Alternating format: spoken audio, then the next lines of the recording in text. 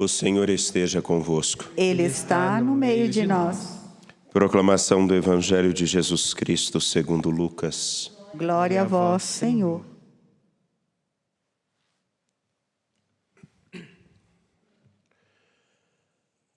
Naquele tempo, disse Jesus aos seus discípulos: O Filho do Homem deve sofrer muito, ser rejeitado pelos anciãos, pelos sumos sacerdotes e doutores da lei, deve ser morto e ressuscitar no terceiro dia.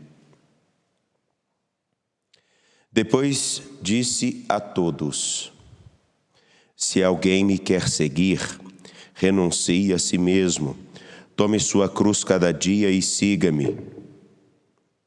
Pois quem quiser salvar sua vida vai perdê-la. E quem perder a sua vida por causa de mim, esse a salvará. Com efeito, de que adianta o homem ganhar o mundo inteiro, se perde e se destrói a si mesmo?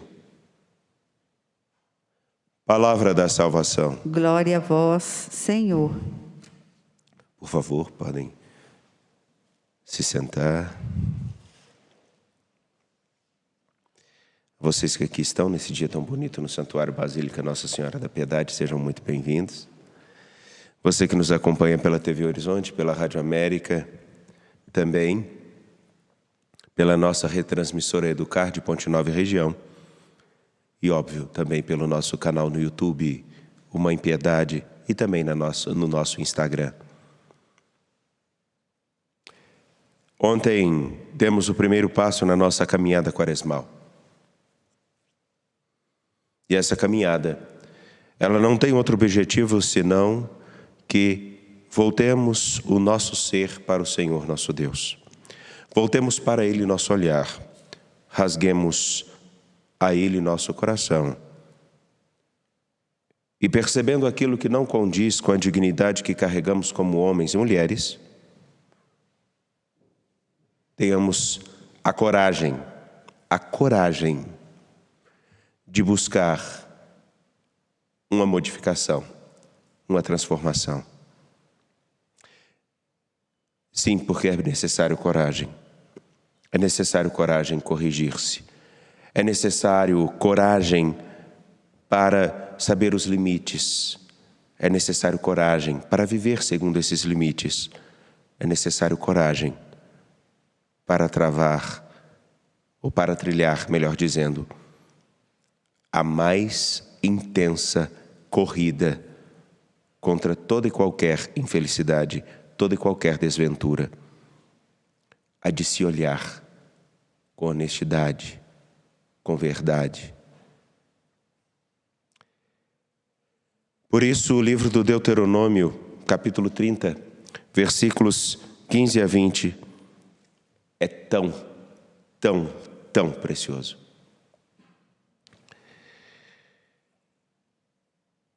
Porque, como diz o próprio texto, vê que eu hoje te proponho a vida e a felicidade, a morte e a desgraça. Mas como assim Deus propor a desgraça para alguém? O texto parece, literalmente, justificar algumas reflexões ou algumas falas que vemos desde muito tempo. Não só que o Senhor nosso Deus castiga, mas que o Senhor nosso Deus pode fazer com que alguém haja mal. Na verdade, não. Por isso o versículo 16 é tão importante. Se obedeceres aos preceitos do Senhor teu Deus, os preceitos que eu hoje te ordeno, amando o Senhor teu Deus, seguindo os seus caminhos e guardando os seus mandamentos, suas leis e seus decretos, viverás e te multiplicarás, e o Senhor teu Deus te abençoará na terra em que seus pais vai entrar para possuí-la. Não é o Senhor que propõe a desgraça. Ele propõe um caminho. Ele propõe um horizonte. A partir das escolhas que são propostas, as consequências nos são apresentadas. Não que ele coloque a desgraça à nossa frente, mas é simples. Se você é hipertenso e sabe que é hipertenso, esse é o exemplo, e sabe que é hipertenso. Se você escolhe não tomar os remédios para a hipertensão, quem sofrerá as consequências? Eu?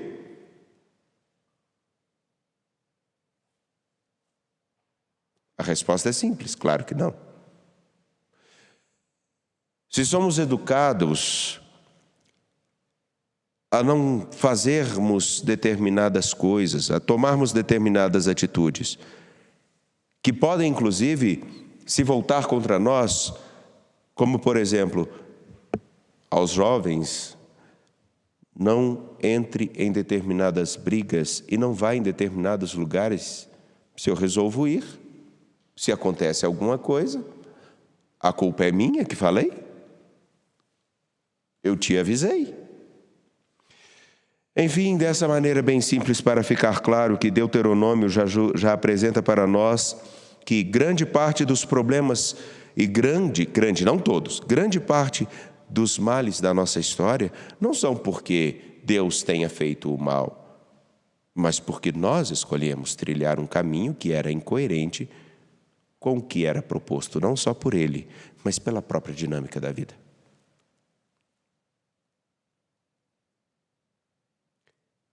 Seja uma guerra, seja uma pandemia, avisos sempre são dados, mas muitas vezes ignorados. Se agora se discute a possibilidade de nós termos algum impacto na nossa produção de insumos, de alimentos, no próximo ano, é porque nós, desde muito tempo, não somente agora, não é a responsabilidade de um ou de outro, mas de uma política desorientada, sem nenhuma estratégia, desde muitos outros governos, de pensar o seguinte: eu posso simplesmente ter um único fornecedor de material que garante a minha produção de alimentos?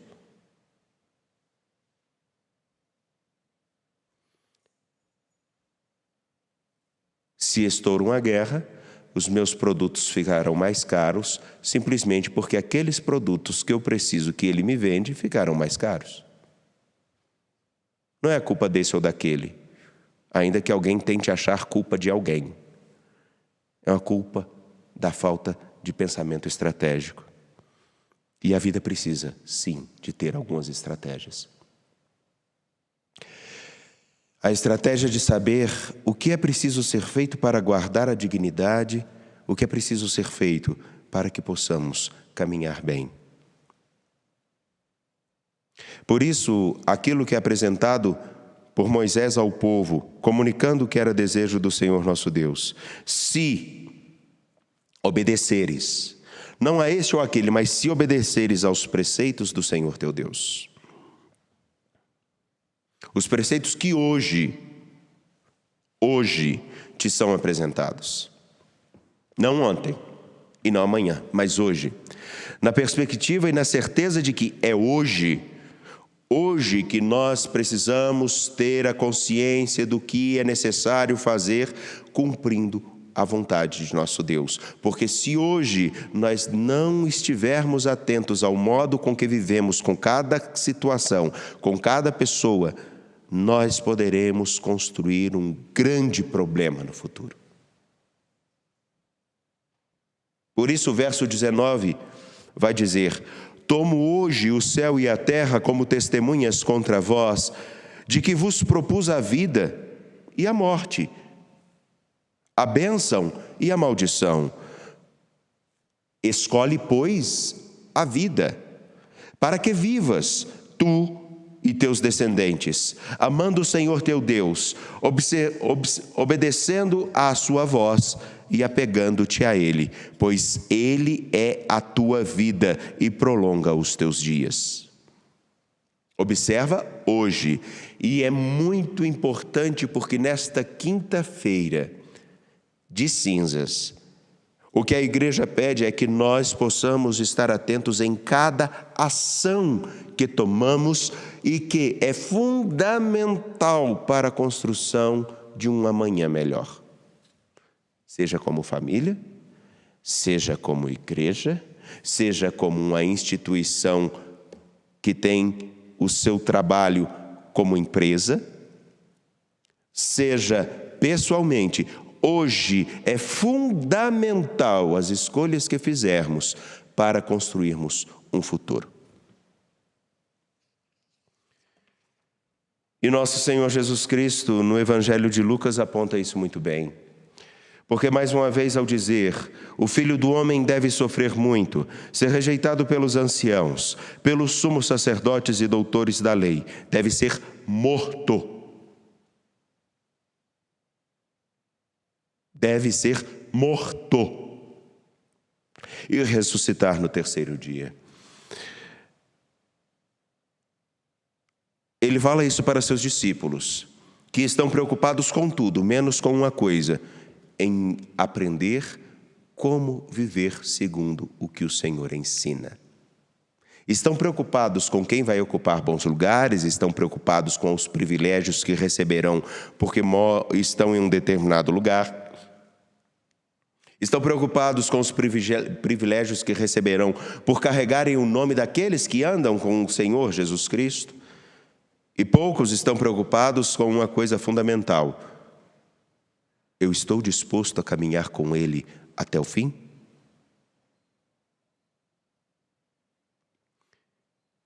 Ele diz isso aos discípulos, porque de fato a vida do discípulo não pode ser muito diferente da do mestre. Isso na dinâmica bíblica é muito importante, porque quem escolhe ser discípulo de alguém, ele escolhe aprender a viver como esse alguém. Se eu escolho fazer uma faculdade de direito e sou depois conduzido a um estudo mais específico de qualquer área da legislação, seja criminal, civil, familiar, fiscal, eu preciso estar atento naquilo que é dito por aquela legislação, por aquilo que a Constituição, as leis vão dizer. Eu não vou poder inventar nada fora disso. Se eu escolho ser médico e cuidar da área da cardiologia, eu preciso trabalhar com a ciência daqueles que desenvolveram coisas antes de mim, até para poder aprimorar alguma coisa. Eu não posso ser um cardiologista, por exemplo, que trata o coração como quem trata do rim, acredito eu, porque são funções muito diferentes. Ou tratar o coração como se tratasse de um olho. Quem se coloca como discípulo de Jesus Cristo tem um parâmetro. Hoje eu preciso estar focado nesse Senhor que dá a vida e ressuscita. Entretanto, Jesus não para por aí. Ele fala isso aos seus discípulos, mas ele fala também aos outros que estão seguindo. A muitos, a todos, a mim e a você. Se alguém me quer seguir,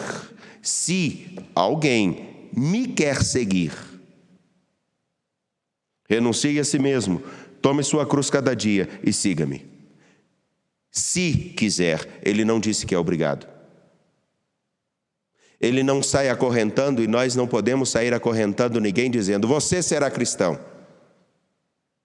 Agora, a partir do momento que eu falo, eu quero seguir a esse Senhor, então sejamos responsáveis com essa palavra. Porque o seguimento de Jesus Cristo é feito cada dia, porque a cada dia temos a nossa cruz, a cada dia temos os nossos desafios, a cada dia temos um horizonte a alcançar. Porque quem não tem horizonte a alcançar já está morto, ainda que esteja vivo.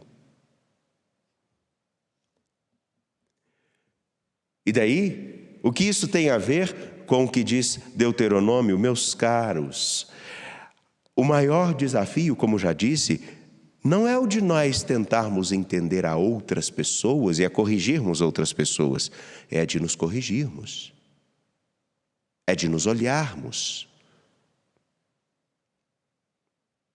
Porque o outro sempre terá uma justificativa, eu não. Ainda que nós busquemos, eu fui violento com você, eu errei. Eu fui omisso com você, eu errei. Te desrespeitei, eu errei. Não é um caso de simplesmente de autoflagelo, de procurarmos um motivo para sempre nos maltratarmos. Não. Não é esse o objetivo aqui. É o de, se eu te desrespeitei, agora, com consciência, preciso estar atento para não desrespeitar mais. Se foi omisso, não posso mais permitir que a minha omissão tome conta de mim. Se foi violento, eu preciso controlar os meus impulsos, porque eu não sou um animal que simplesmente reage a qualquer toque ou a qualquer contrariedade. Eu tenho que ter o mínimo de razão. E isso custa. Porque a todo momento, a cada segundo, nós estamos fazendo uma escolha entre a vida e a morte, em que o que iremos construir de positivo ou de não, ou de negativo.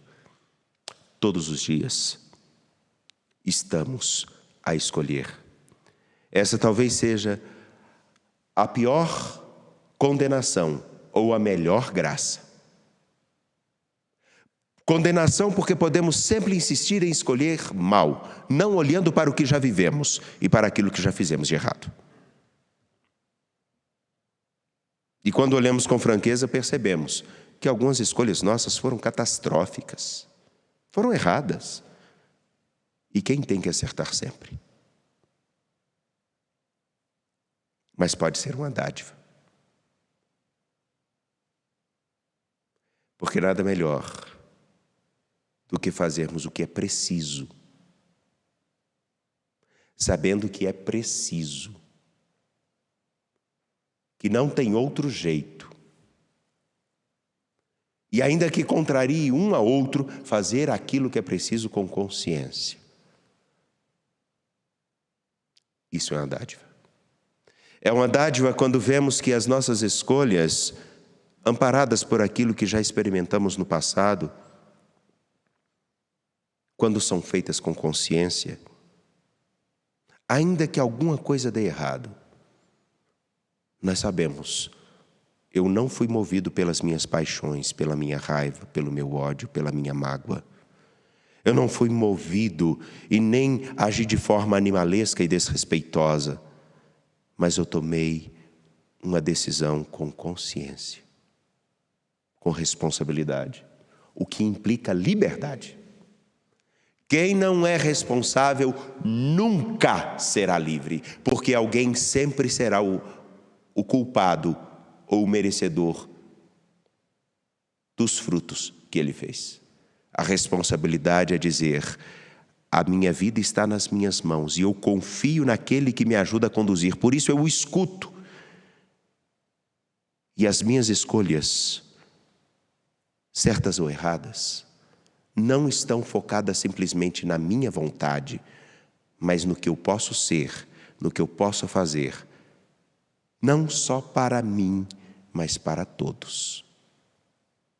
Isso faz toda a diferença. Por isso, eis que eu ponho à sua frente a vida e a morte. Eu quero que escolha a vida, mas qual será a sua escolha? O caminho que lhe indico é para a vida, mas se você escolher a morte. Mas no fim disso tudo tem uma beleza. E eu peço que os meninos possam focar a cruz e aqueles que aqui estão olhem para a cruz. Aquele que deu a vida por nós, aquele que da sua cruz mostrou o que significa realmente fazer o que é preciso, Ele é a fonte da misericórdia. Ele é o Senhor que de braços abertos e de peito aberto, rasgado e dilacerado, nos espera para nos ajudar a reconstruir nossa história. Resta saber se nós escutaremos a Ele e seguiremos a Ele, ou se nós estaremos mais voltados a nós mesmos, buscando ganhar a todo custo, de qualquer jeito, ou compreendendo que algumas vezes, e não raras, nós ganhamos quando perdemos. Ganhamos quando nossa vontade de agredir alguém não toma conta de nós, mas perdemos para muitos porque somos chamados de tolos, de bobos. Perdemos para a compreensão de muitos quando não tiramos a vantagem de alguma coisa. Porém, ganhamos quando somos vistos não como pessoas que querem simplesmente conseguir alguma coisa para seu benefício, mas que pensam um pouquinho além, que quando 2, 3, 4, 5, 10, 20 têm dignidade, a dignidade chega a muitos outros, a pelo menos mais 3. A prova disso é que para cada emprego que se gera, 4 outros surgem. Usando de métricas da economia para dizer simplesmente, se nós pensarmos somente em nós, nos nossos interesses, nós sempre estaremos cavando um buraco aonde nós somos enterrados.